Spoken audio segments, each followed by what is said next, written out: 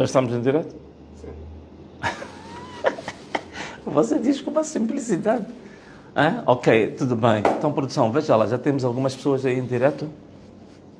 Veja lá, produção. Muito bem. Ok, então estamos aqui em direto da página oficial do Venâncio Mondlane. Ok. Já estamos em direto.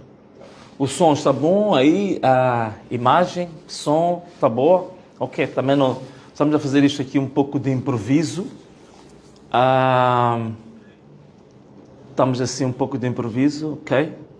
Ok, você que já se conectou à nossa programação em direto, então você agora pode convidar aí 30 pessoas para também estarem aqui conosco nesta transmissão. A esta hora do almoço, a esta hora da digestão, como algumas pessoas costumam dizer. Então, já temos aí algumas pessoas em direto, não é? Ok? Então vamos convida aí 30 pessoas, você que já está em direto, convida aí 30 pessoas para esta live muito rápida. Hoje vamos fazer uma live extremamente rápida. Espero que não levemos mais do que 25, 30 minutos. Uma live bastante rápida. Bom, o que nós temos hoje para partilhar convosco, não é? Não sei, há alguém que está aí, estou a ver alguém a passar aí no jardim. Quantas pessoas é que achas que já estão aí em direto agora, não é? Ok. Ok, tão rápido, 4.000 pessoas. Então vocês, os 4.000 que já estão em direto, convidem outras 10.000, 15.000, 16, 30.000. Então convidam 30 pessoas também para se ligar à nossa live. Bom, caros amigos, a live é muito rápida, então vamos iniciar assim. O que nós temos a falar hoje? Bom, primeiro, queria partilhar convosco, naturalmente, que depois da acusação que me foi feita, nós não tivemos essa conversa, né? Como vocês sabem, fui acusado de 5 crimes. Destes 5 crimes, dos quais vocês sabem que o primeiro crime é de apologia ao crime. Isto é alguém que até certo ponto promove ou que, digamos assim, esteja favorável que se cometa crime. Apologia é isso, é defender, é promover. Então, apologia ao crime, outra é incentivar ou instigar ao crime, e depois temos a desobediência coletiva e depois temos 2 crimes ligados ao terrorismo. Mas penso que toda a gente ficou atenta e mais sensível com a questão do crime de terrorismo. Bom, tudo bem, agora sou acusado de crime de terrorismo. Bom, eu estive a ver, e penso que muitas pessoas também já receberam a própria acusação, né, do que nós somos de fato acusados, e vocês vão ver que aquele documento da acusação é um documento extremamente fraco, quer dizer, até certo ponto envergonha a própria Procuradoria-Geral da República, quer dizer, é um documento mais político e até certo ponto parece, em algum momento chega a parecer que é uma reportagem jornalística, portanto não tem a base jurídica, a fundamentação jurídica forte, mas é o que nós temos. Mas, caros amigos, como eu sempre disse, estou aqui pronto, né? Alguns achavam que eu haveria de ficar fora do país, havia de andar-me aí a esgueirar-me, a fugir. Não, estou aqui no país, estamos a constituir os nossos advogados, temos vários voluntários advogados portugueses, angolanos, moçambicanos, brasileiros também, mas naturalmente que aquele que vai estar num tribunal tem que ser um advogado inscrito na ordem dos advogados aqui em Moçambique. Mas estamos prontos e é um julgamento, como vocês sabem. Até por acaso recordei-me das palavras do antigo presidente Armando Emílio Guebuza, que dizia, digamos assim, da forma dele, que a Procuradoria era um órgão manipulado, um órgão, digamos, que é usado pura e simplesmente para a perseguição política de opositores, não é? Então, era isto que eu queria aqui partilhar convosco, que é exatamente a confirmação dos 5 crimes, e estou pronto, vou defender-me, estou pronto para qualquer situação, estou pronto para qualquer decisão, e também, digamos que o povo vai ter uma oportunidade única, porque vamos ter o primeiro julgamento político da atualidade, não é? Então, era isto que eu queria conversar um bocadinho convosco. Estamos prontos, estou de pedra em cal para ir a esse julgamento e comprovar que, de fato, temos um regime que só está, digamos assim, preparado para perseguir as pessoas, só está preparado para perseguir os opositores, tanto ao sistema. Portanto, esta era a primeira coisa que eu queria vos dizer e dizer ao povo moçambicano que vamos estar atentos. Vamos estar atentos porque vem aí a prova evidente de que, de fato, temos um regime que se posiciona como inimigo do povo, ok? Bom, caros amigos, também queria vos falar de uma coisa aqui que eu acho importante. Daniel Francisco Chapo, na Zambésia, disse que a Guerra dos 16 anos criou menos danos do que as manifestações. Isto é, as manifestações foram piores que a Guerra dos 16 anos, em termos de danos. Bom, eu achei muito interessante um internauta, um guru lá das redes sociais, o Damião Cumbana, que ele dizia que, bom, este tipo de análise que é feita desta maneira só pode ser realmente porque a guerra iniciou e Daniel Francisco Chapo ainda não tinha nascido, naturalmente. Quer dizer, ele não tem ideia, não faz ideia do que foi a Guerra dos 16 anos. Aliás, a Guerra dos 16 anos foi de 1977 até 1992. Em 1992 ele tinha 15 anos. Então, com 15 anos, provavelmente muitas questões ligadas à percepção real do que acontecia em Moçambique, ele podia não ter, quer dizer, ainda não tinha capacidade e maturidade para perceber o que aconteceu durante a guerra, não é? Então, se calhar é mais por causa disso, porque agora eu vou aqui dar-vos dados extremamente importantes, que é para recordar-vos alguns dados só para perceber os danos causados pela guerra dos 16 anos. Durante a guerra dos 16 anos, alguns não sabem, mais novos, a avaliação que foi feita até este momento foram de 1 milhão de mortos. Atenção, presta atenção, abre muito bem os ouvidos, estou a dizer aqui, 1 milhão de mortos. Isto, segundo as Nações Unidas, e aquilo que foi possível, digamos, contabilizar ou inventariar. Porque há muitas pessoas que desapareceram, há muitas pessoas que foram sequestradas, nunca mais foram vistas, mas aquilo que foi possível comprovar nos 16 anos de guerra foi 1 milhão de mortos. Durante os 16 anos de guerra, a avaliação que é feita pelas Nações Unidas foi entre 4 a 5 milhões de deslocados internos. Portanto, dentro do país, entre províncias, pessoas que fugiam, digamos assim, de situações de perigo de vida, foi entre 4 a 5 milhões de pessoas. Só de refugiados, isto é, pessoas que deslocaram do nosso país para fora do país, foi 1 milhão de deslocados, sobretudo no Malawi, no Zimbábue e na África do Sul.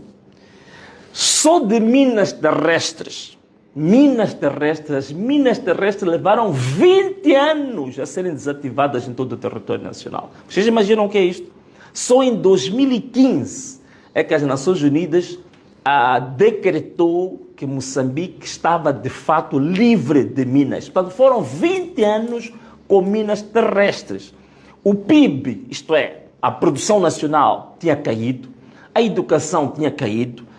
Existe um estudo que mostra que cerca de 30% das escolas primárias tinham sido desativadas, estavam inativas, portanto não funcionavam. Os centros de saúde também, o nível de saúde também caiu bastante em Moçambique.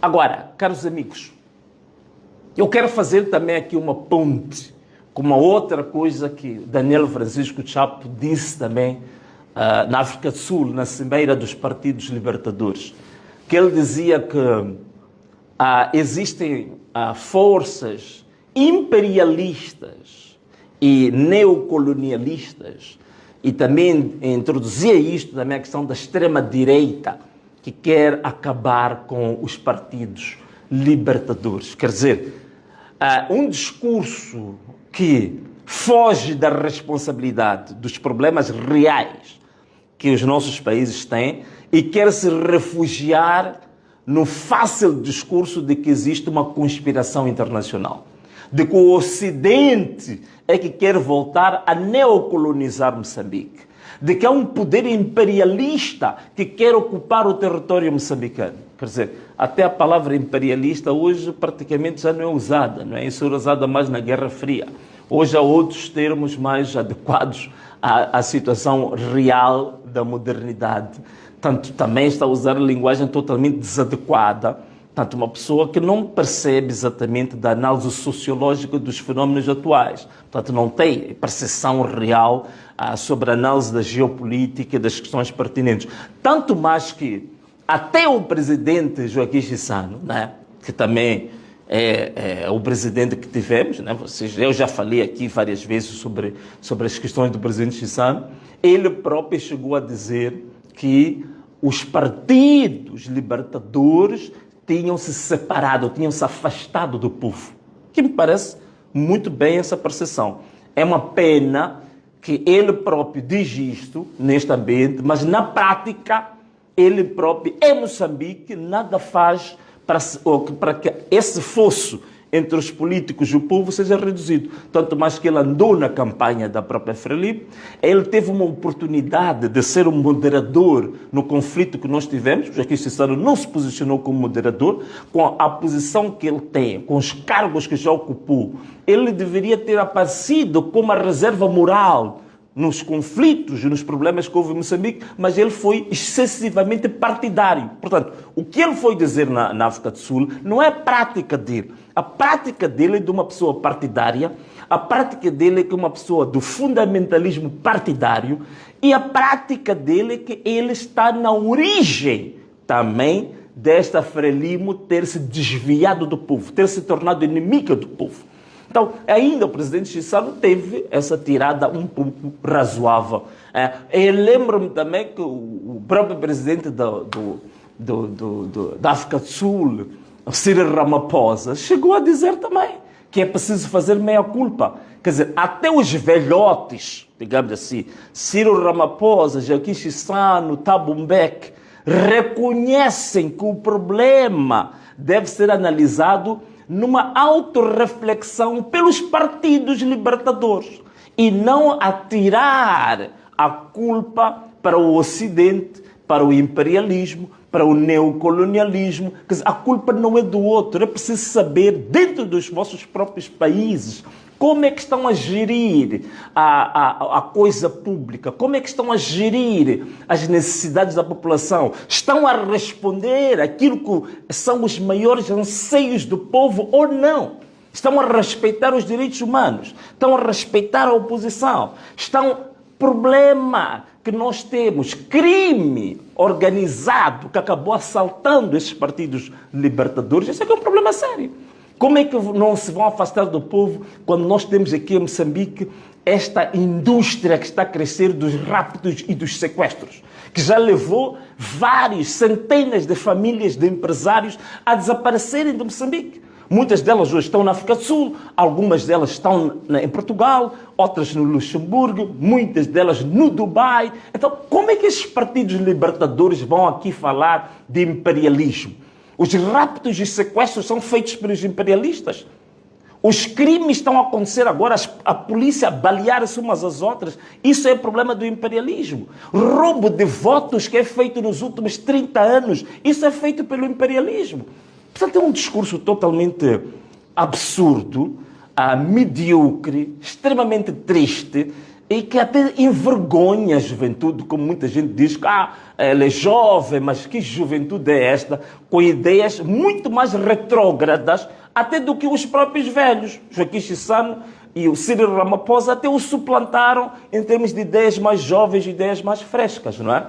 O problema que está aqui, que tem que ser refletido, esses partidos de uma matriz comunista como a Frelimo, já sabem da famosa doutrina do comunismo, da crítica e da autocrítica. Então já não fazem autocrítica, já se esqueceram da autocrítica. Não, já se esqueceram, tem que olhar para dentro do próprio Partido Frelimo e ver como é que o Partido Frelimo foi se tornando uma organização mais próxima dos criminosos do que do próprio povo. Já esqueceram de fazer. Esse é o exercício que tem que ser feito. Eu estive a fazer uma análise, só para vocês perceberem o que aconteceu nos últimos 50 anos que seja uma coisa mais grave. A corrupção que ocorreu durante os 50 anos do reinado da Frelimo. O Banco Africano de Desenvolvimento e o Instituto de Estudos Econômicos e Sociais de Moçambique fizeram estudos, eu fui ler estes documentos, vou fazer um resumo muito breve, é 1 minuto, para vocês perceberem o que está a acontecer em Moçambique. Ao longo destes 50 anos, este é que é o problema, este é que é o grave problema que a Frelimo tem. Não é o problema do imperialismo.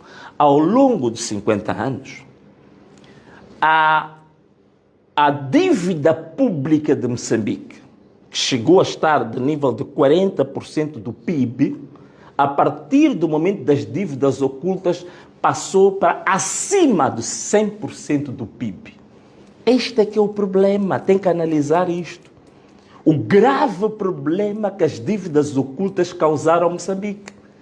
Levaram Moçambique a ser isolado diplomaticamente.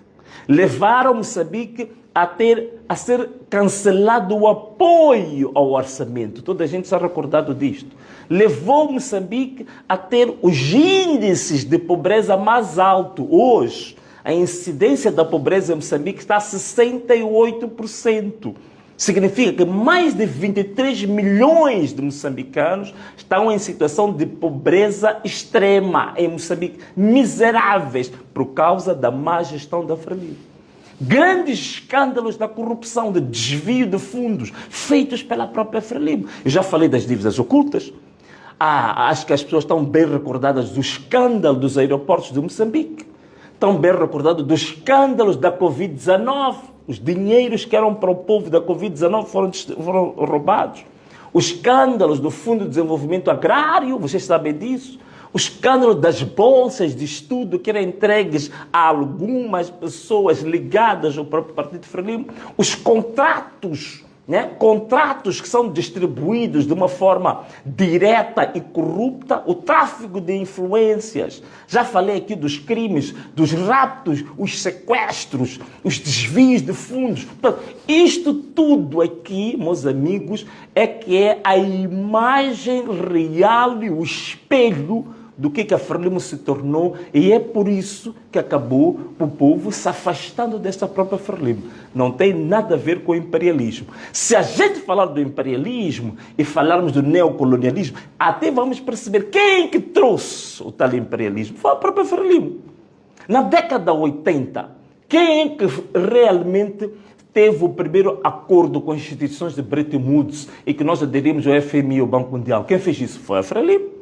Quem foi que chamou a empresa que desgraçou este país, a empresa da máfia internacional, a chamada Previnvest? Quem foi contratar, quem teve negócios com a Previnvest? Foi a Frelimo. Quem recebeu os 10 milhões de dólares desta empresa corrupta e criminosa a nível internacional? Foi a Frelimo. A Frelimo que recebeu os 10 milhões e até hoje nem a Procuradoria, nem nenhuma outra instância de justiça já vão pedir justiça a Frelimo. Portanto, a Frelimo, se há mão externa em Moçambique, se há mão do imperialismo em Moçambique, se há mão do neocolonialismo em Moçambique, foi a Frelimo que acabou trazendo o neocolonialismo, trouxe o imperialismo, trouxe a mão externa, trouxe os corruptos internacionais para aqui. Não se esqueçam que o maior mafioso do Brasil, o maior mafioso do Brasil, do maior grupo criminoso brasileiro de tráfico de drogas, foi encontrado aqui em Maputo. Aqui em Moçambique é onde ele estava. Nós hoje somos os maiores corredores de droga do mundo. Quem está a fazer isso? É a própria Frelimo. O CIP fez um estudo ainda no ano passado sobre quem que são os detentores das maiores minas de pedras preciosas em Moçambique. Quem são? São membros do Partido Frelimo. Quem quiser vai ao CIP e vai encontrar os nomes, incluindo até o ministro da Defesa. É um deles que se beneficia de minas, de exploração mineira em zonas onde o povo está a fugir dos terroristas. Eles estão lá a ter concessões mineiras. Este é que é o grande problema. E agora, veja só isto. Os mesmos estudos do Banco Africano de Desenvolvimento, do IES, fizeram cálculos de qual foi o peso. Presta atenção que eu vou te dizer agora. Isto é extremamente importante. Abre bem os teus ouvidos, os teus olhos, olha muito bem para mim. Isto que eu vou dizer é extremamente importante. O Banco Africano de Desenvolvimento, atenção que até é africano. Se eu dissesse que foi o Banco Europeu, iam dizer que é um banco de fora. O Banco Africano de Desenvolvimento e o IES, numa estimativa um pouco conservadora, disse que em Moçambique o custo da corrupção, presta atenção que vou dizer, o custo da corrupção nos últimos 50 anos, aqui em Moçambique, causada pela Frelimo, foi avaliado entre 15 a 20 bilhões de dólares. Veja só isto. De 15 a 20 bilhões de dólares foi o custo financeiro da corrupção para Moçambique.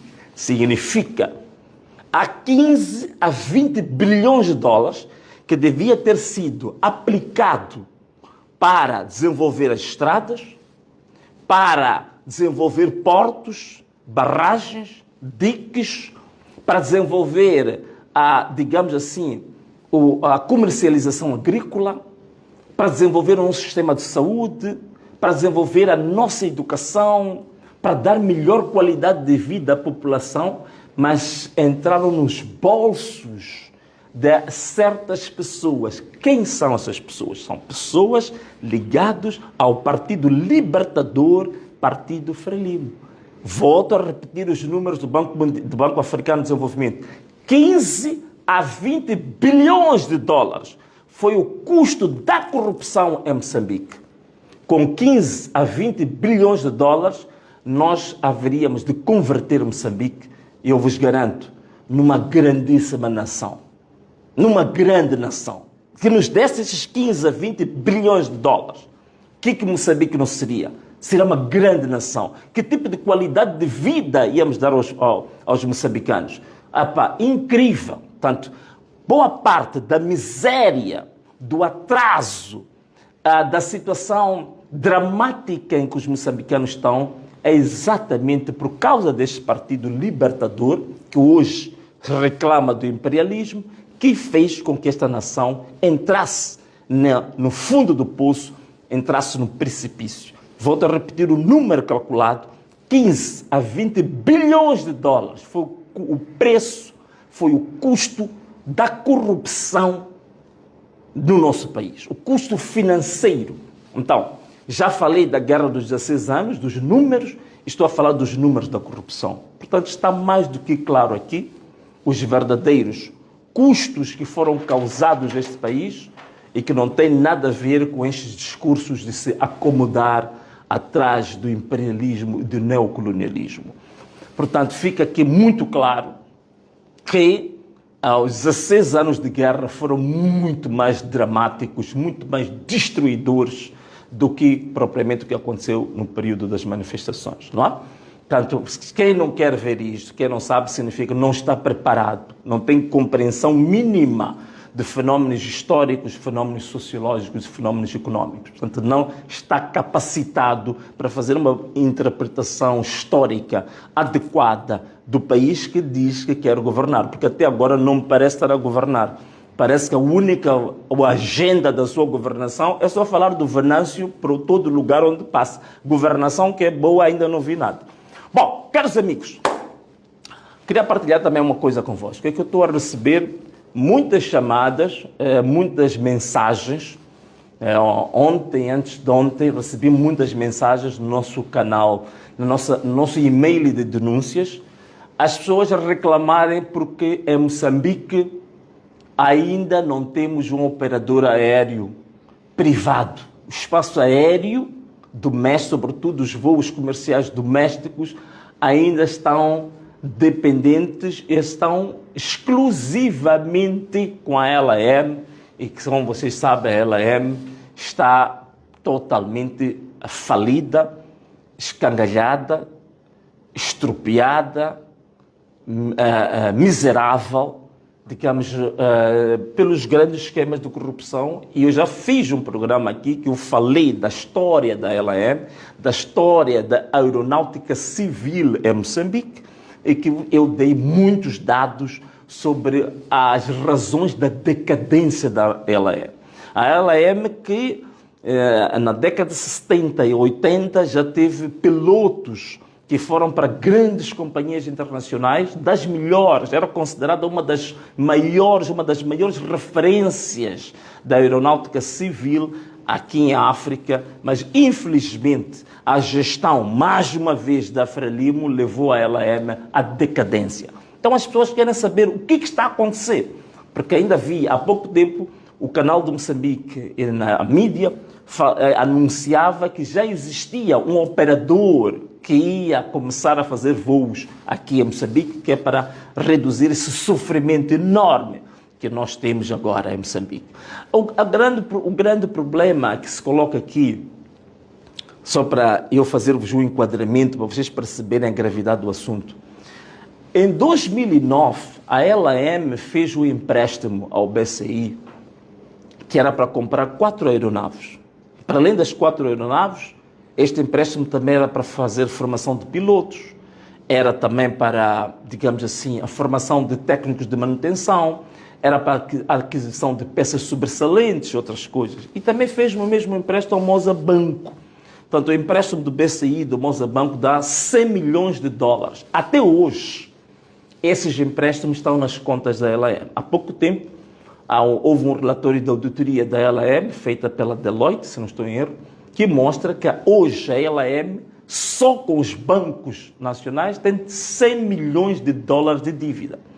A situação líquida, como se diz em contabilidade, a situação líquida da LAM, aquilo que a LAM vale uma dívida de 350 milhões de dólares. Portanto, a LAM, neste momento, ela tem uma situação líquida negativa de 350 milhões de dólares. Só com bancos são 100 milhões de dólares para o BCI e o Moçambique. Aquilo que eu já tinha dito aqui. E vejam só, a LAM fez um negócio, fez uma reestruturação da sua dívida, portanto, negociou com o BCI e com o Moçambique para estender o prazo do pagamento dos 100 milhões de dólares. Significa que a LAM só vai pagar a sua dívida em 2033. Presta atenção no que estou a dizer. Ouve bem. Presta atenção no que estou a dizer. A LAM está neste momento com uma dívida de 100 milhões de dólares aos bancos e que diz que só vai pagar até 2033. Fez uma reestruturação da dívida para pagar até 2033. Significa que há meninos que estão a nascer aí, já vão nascer com a dívida da LAM.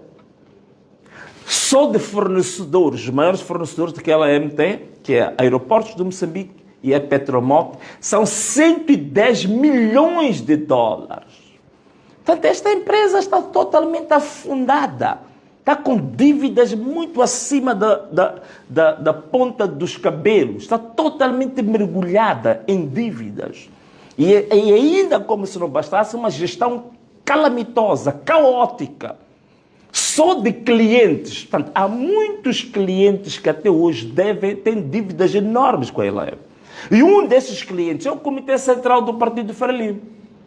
Está com dívida acumulada, segundo o relatório de 2023, de 42 milhões de meticais. Quer dizer, os membros do Partido Frelimo usam a LAM para viajar ao seu belo prazer e não pagam.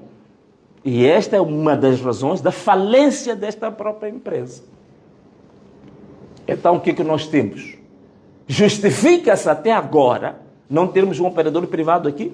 Estou a tentar responder a pergunta das pessoas que estão a colocar. Sim, vocês viram a notícia que saiu sobre a Solenta. Portanto, a Solenta é essa empresa que é detentora da marca Fastjet e que neste momento tudo indicava que já iam começar os seus voos, pelas notícias que andaram. E vimos uma nota dessa empresa publicada a dizer que havia bloqueios administrativos do operador e do Ministério dos Transportes. Portanto, a empresa, pelo aquilo que nos chegou ao conhecimento, pela nota da empresa, o certificado a empresa já tem, o certificado do operador aéreo já tem, as taxas de exploração parece que foram pagas, já adquiriram inclusivamente 3 aeronaves que já estão em Moçambique, já contrataram tripulação e o pessoal de apoio também foi contratado, já fizeram contratos com empresas de prestação de serviços que neste momento já estão a ser pagos. Portanto, a empresa está neste momento a somar prejuízos.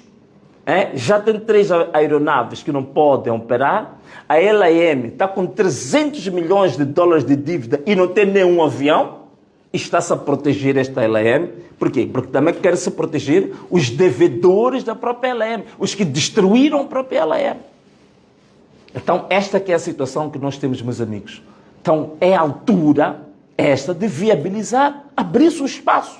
E as empresas que têm capacidade de operar, aliás, esta Solenta, pelo que nós sabemos, ela já operou entre 2017 até 2019, que tudo indica que até parou de operar porque foi exatamente sabotada para ela parar de operar. Portanto, é a altura esta de se parar com isto. A ela é o espaço aéreo, precisa abrir o espaço aéreo e permitir que os operadores privados que têm capacidade de poder operar com eficiência, com transparência, com eficiência, com boa gestão, possam operar e reduzir de uma vez o sofrimento do povo. Portanto, para aqueles que mandaram as mensagens para mim relativamente ao espaço aéreo moçambicano, esta é a resposta que eu tinha para vos dar. Portanto, este resumo que eu fiz sobre a situação de um operador que já existe e da situação em que o país está a bloquear, o Ministério dos Transportes está a bloquear a operação desta empresa. E depois me admira bastante este Ministro dos Transportes hoje, o Macombe, pelo que eu saiba, aquilo que eu sou, eu ainda era deputado. Eu recebi as 2 empresas que tinham tido a tal concessão das tais rotas exclusivas, né? Ou rotas, sim, as rotas exclusivas. Não sei se o nome técnico era esse. Eu os recebi no Parlamento. Haveram com queixas deste Ministro dos Transportes atual.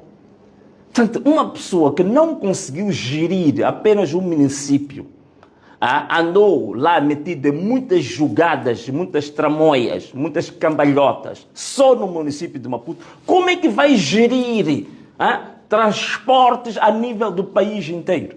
Então, só pode acontecer isto. Então, estão a fazer bloqueios, estão a bloquear aqueles que querem trabalhar no espaço aéreo para permitir que os moçambicanos possam ter oportunidade de ter um serviço de qualidade aéreo. Bloqueiam tudo isto. Não sei se é para nhongas, não sei se é para proteger interesses do seu próprio partido, mas é isto que nós temos. Portanto, alguém que não geriu nem sequer os transportes do município, foram lhe dar oportunidade de gerir transportes a nível nacional. E aqui está. Estes são os problemas que nós temos. Portanto, meus amigos, espero ter conseguido responder à vossa preocupação, mas continuem a enviar. Vou pedir à minha produção para depois colocar o nosso e-mail das denúncias. Portanto, você faz as suas denúncias. Hoje recebemos aqui denúncias sobre a LAM. Portanto, você continua a mandar as suas denúncias para o nosso e-mail e nós vamos, sempre que possível, falar sobre esses assuntos. Então, hoje falamos de 3 temas. O tema da acusação contra Venâncio Mondlane, acusada de terrorismo. Falamos do tema de Daniel Francisco Chapo, que dizia que as manifestações causaram mais danos que os 16 anos de guerra e que também os partidos libertadores estavam em risco ou estavam sendo atacados pelo imperialismo e o neocolonialismo para se tirar do poder. E, por último, falei aqui do espaço aéreo em Moçambique, que está sendo bloqueado pelo regulador e pelo Ministério dos Transportes para impedir que possa haver um trabalho de qualidade no país e manter-se assim o sofrimento em que este povo se encontra. Caros amigos, esta era a live brevíssima que íamos fazer hoje, num espaço, já não é no nosso estúdio, encontramos qualquer sala por aqui onde tínhamos a nossa reunião, e agradecemos a vossa presença aí. Um forte abraço para todos, um beijo e tchau!